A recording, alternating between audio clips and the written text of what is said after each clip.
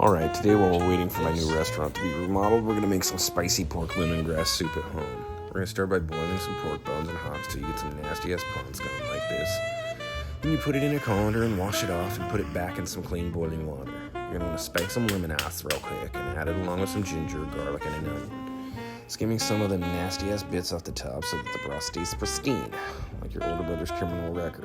Except that one DUI in 2006 where you had to pick him up from jail at like 2 in the morning, but you never stopped holding it over his head.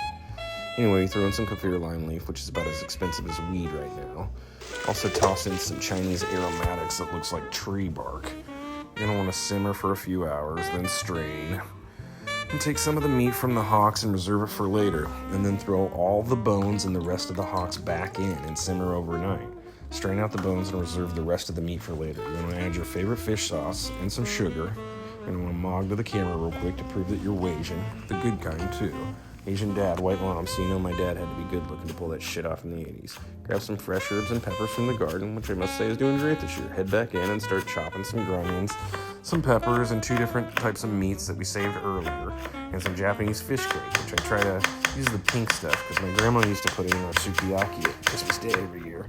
I was freaking obsessed with this when I was little. She was the sweetest little lady from Japan, and I was super lucky I got to try a bunch of unique shit when I was young. She was the best.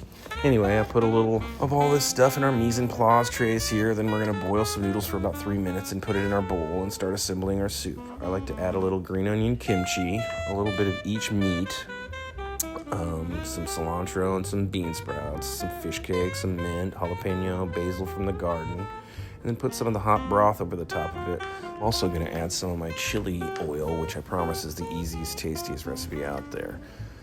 And some homemade tare, which is a Japanese do-it-all sauce. Let me know in the comments if you want to know the recipe. And then add some cabbage and get yourself some soup, dude.